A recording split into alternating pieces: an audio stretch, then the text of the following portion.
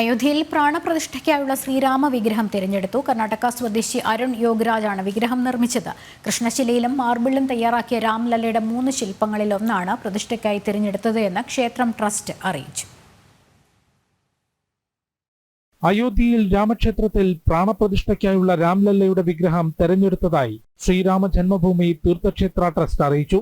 കൃഷ്ണശിലയിലും മാർബിളിലും ശ്രീരാമ ഭഗവാന്റെ ബാലരൂപത്തിൽ തയ്യാറാക്കിയ 3 വിഗ്രഹങ്ങളിൽ ഒന്നാണ് പ്രതിഷ്ഠയ്ക്കായി തെരഞ്ഞെടുത്തത്. മൈസൂരു സ്വദേശിയായ ശില്പി അരുൺ യോഗിരാജാണ് 51 ഇഞ്ച് ഉയരമുള്ള വിഗ്രഹം പണിതീർത്തത്.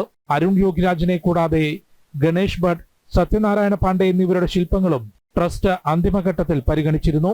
ഈ മാസം 22-ന് ഉച്ചയ്ക്ക് 12:20-നാണ് രാമക്ഷേത്രത്തിലെ പ്രതിഷ്ഠാ ചടങ്ങ്. ചടങ്ങിനായുള്ള ഒരുക്കങ്ങൾ അവസാന ഘട്ടത്തിലാണെന്നും തീർത്ഥക്ഷേത്ര ട്രസ്റ്റ് അറിയിച്ചു. 22-ന് അയോധ്യയിൽ രാംലല്ല പ്രതിഷ്ഠിതനാകുമ്പോൾ മുഴുവൻ ഭാരതീയരും വീടുകളിൽ ശ്രീരാമജ്യോതി തെളിയിച്ച് ആഘോഷിക്കണമെന്ന് പ്രധാനമന്ത്രി നരേന്ദ്രമോദി ആഹ്വാനം ചെയ്തിരുന്നു. ജനം, ഡൽഹി.